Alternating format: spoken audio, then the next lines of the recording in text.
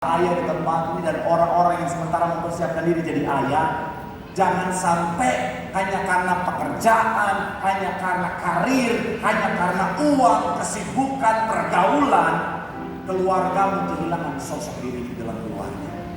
Karena saya mau bilang ya, dalam pekerjaan kau sedang saat mudah digantikan, tetapi dalam keluargamu kau tidak tergantikan, Pak.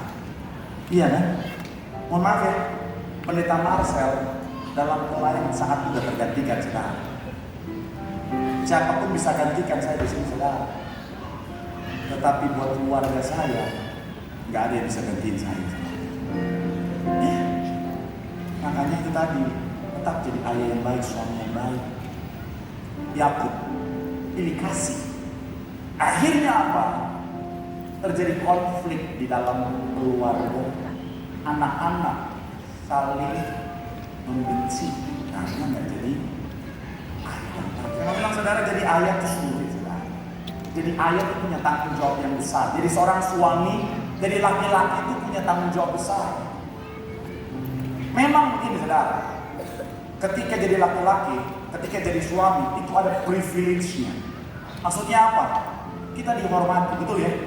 Harusnya begitu ya. Kan istri-istri yang kita bilang apa? Hai istri, tunduklah kepada seperti kepada Tuhan. Titik.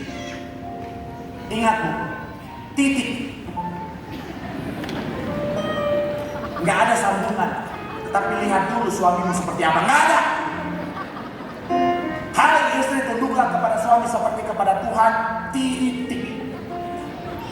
Mau dia kayak gimana, kayak Bu, tunduk. Amin bapak-bapak. Ibu-ibu langsung.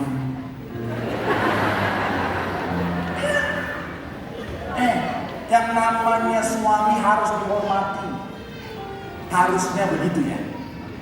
Karena banyak yang saya temukan hari-hari ini, ada banyak istri yang hormat sama suami.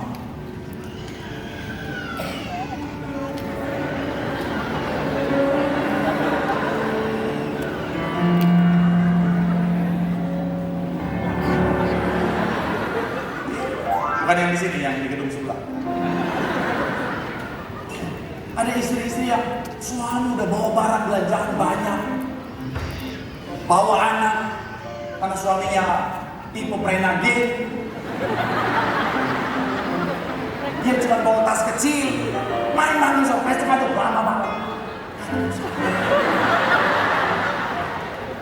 Dan tahu bertobat. Kasihan suami udah bawa anak, bawa barang.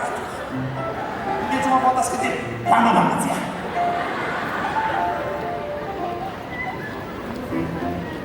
Kok banyak yang ketawa dan suka cinta, relate. Belum lagi ada istri-istri yang kadang-kadang suaminya nggak ada hormat-hormatnya, sudah. Betul, saya pernah cerita kan, ada suami istri konseling, istrinya bisa ngomong ke suaminya, diam, lu dengerin gue.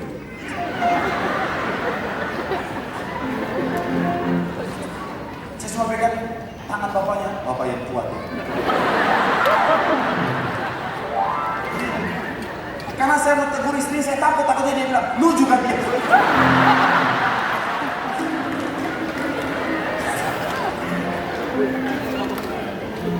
Tapi itu dulu.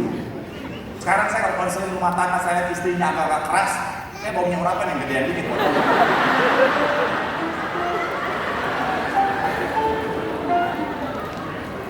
Lu juga dia, apa?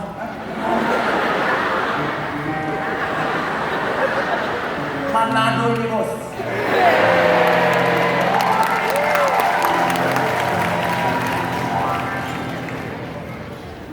Makanya harusnya suami itu dihormati, harusnya begitu ya. Jadi suami itu dihormati, dihargai, jadi pemimpin. Siapa yang gak suka jadi pemimpin? Jadi orang yang didengarkan, pengambil keputusan, privilege. Tapi saya mau bilang saudara, di balik semuanya itu ada tanggung jawab yang besar, saudara. Karena jadi suami itu punya tanggung jawab besar. Jadi suami itu penentu berkat dalam rumah tangga. Jadi suami itu penentu generasi yang seperti apa, saudara. Makanya jadi ayah itu gak gampang. Salah satu kenapa gembala sidang kita begitu berkesan sekalipun beliau sudah dipanggil Tuhan, karena beliau itu jadi ayah yang luar biasa, bukan cuma buat keluarganya, tapi juga buat jemaat, saudara. Nah, saya mau bilang itulah yang harus kita capai dalam diri kita sebagai seorang imam dalam keluarga, memberikan legacy yang baik kepada kita untuk nanti. Saya mau bilang saudara, sekali lagi jadi suami mungkin enak, punya privilege, dihargai, dihormati, tapi tanggung jawabnya besar. Kenapa? Karena jadi laki-laki itu harus kuat, saudara. Saya mau bilang saudara, jadi laki-laki itu harus kuat. Jadi laki-laki itu nggak boleh lembek, saudara. Buat saudara yang sudah jadi suami, buat saudara anak muda yang sementara mempersiapkan dirimu untuk jadi seorang suami, saya mau bilang saudara, dunia ini keras buat para laki-laki, saudara. Kau juga laki-laki harus jadi kuat.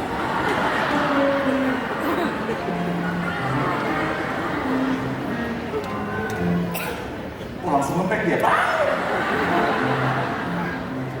Saya mau bilang saudara, ya. Saya mau bilang saudara, dunia ini keras.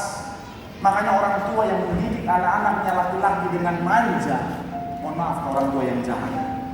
Karena dunia ini keras buat laki-laki, saudara. Saya mau bilang saudara, makanya buat para wanita yang mau jadi laki-laki itu emansipasi Pak Pendeta. Saya mau bilang saudara, udah enak jadi wanita, betul. Jadi laki-laki itu harus keras, harus kuat, nggak boleh lembek.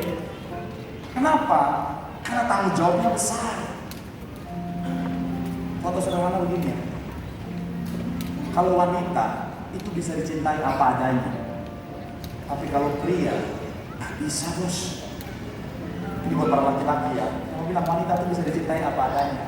Wanita boleh nggak punya apa-apa, tapi ada aja orang yang punya segalanya bisa mencintai dia. Ada nggak ya kayak gitu? Ada. Ada kan? Saudara lihat wanita yang nggak punya apa-apa, tapi ada sultan yang punya segalanya mencintai dia apa adanya. Ada. Tapi pernah nggak saudara lihat? Ada laki-laki nggak punya apa-apa, terus ada wanita kaya raya mau mencintai dia. Cuma di FTV itu ada.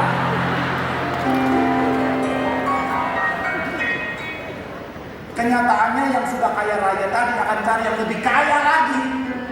Enak aja gue dari kecil kayak princess mau hidup susah. Kalau saya mau bilang ya wanita, kalau rada kurang pintar dikit ya, rada-rada lalot gitu ya, masih ada yang mencintai nggak? Bahkan banyak yang bilang ini, dia tuh lambat bodinya tuh lucu banget. Iya. Ada wanita-wanita yang disebut wanita-wanita kosong, nggak bisa mikir. Cute banget, cute banget.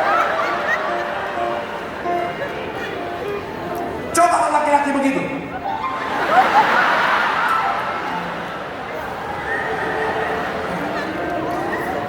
Najis.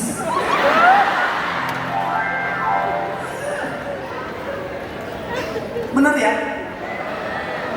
Saya mau bilang ini realita loh. Makanya saya mau bilang saudara, buat para laki-laki, buat para pria, buat para suami, gak boleh lemah, harus kuat. Saya mau bilang saudara, hidup ini keras, harus jadi kuat. Kenapa? Karena kita akan menjadi tempat di mana istri dan anak-anak kita bergantung, saudara. Makanya spesial kali saya akan mengundang istri dan anak saya untuk boleh maju ke depan.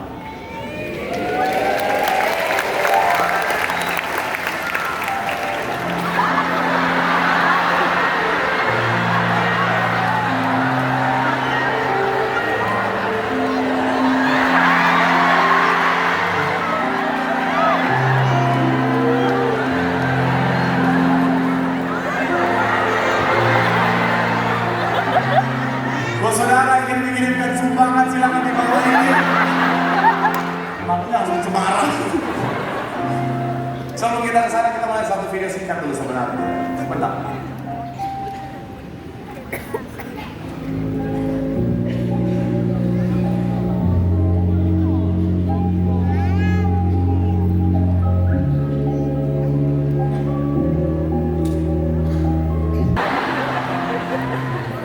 Ini anak dua, istri saya. Yang bilang saudara, kenapa laki-laki harus kuat? Karena akan jadi tempat bergantung.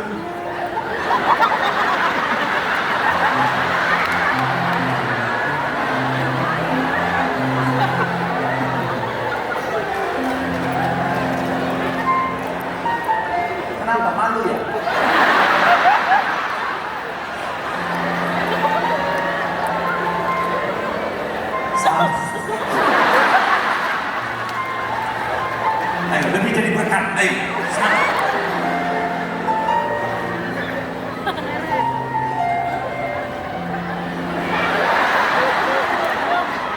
Udah Bu, udah.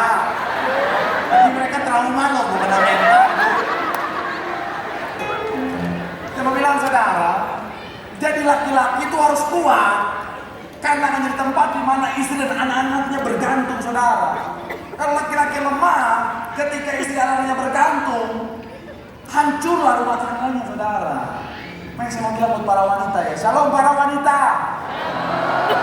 Jangan pernah nikahi laki-laki yang lemah menjadi suami dalam hidup.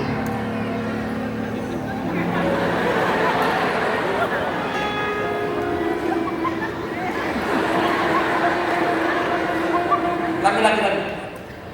Jangan pernah nikahi laki-laki lemah menjadi suami dalam rumah tanggamu.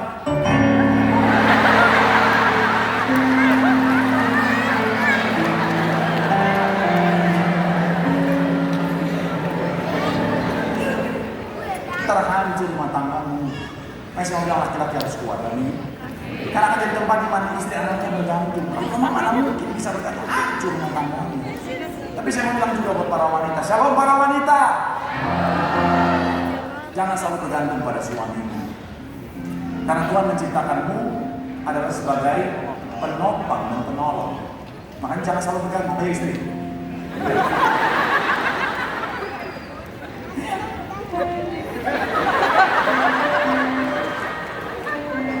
Karena ada saat di mana suami juga lemah, karena suami manusia, betul ya?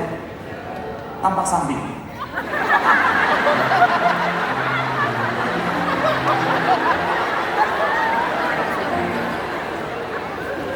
Ada saat di mana suami juga lemah. Nah di saat itulah suami butuh penolong penopang yang namanya istri.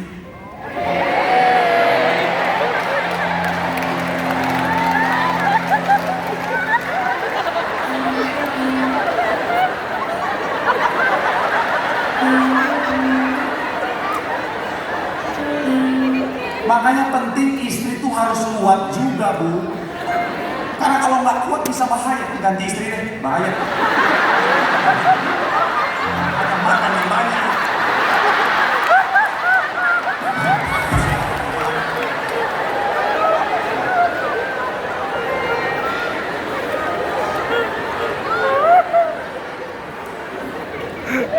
Mau bilang saudara, makanya istri harus kuat. Makanya saya bilang saudara, ada satu kalimat yang bilang begini, di balik suami yang hebat ada istri yang luar biasa. Saya mau bilang saudara, kenapa gembala sidang kita jadi pemimpin yang luar biasa? Salah satu kuncinya karena ibu kita, gembala sidang kita luar biasa, jadi penopang yang luar biasa, saudara.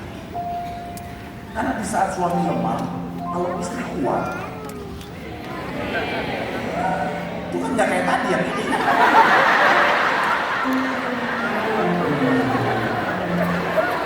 Saya mau bilang saudara, di saat suami lemah ada istri yang menopang, menolong.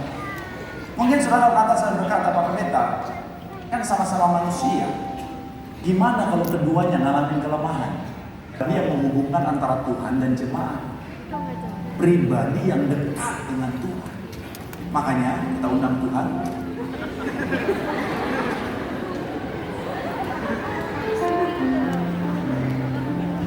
Silakan.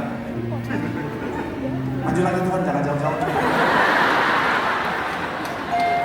Silakan.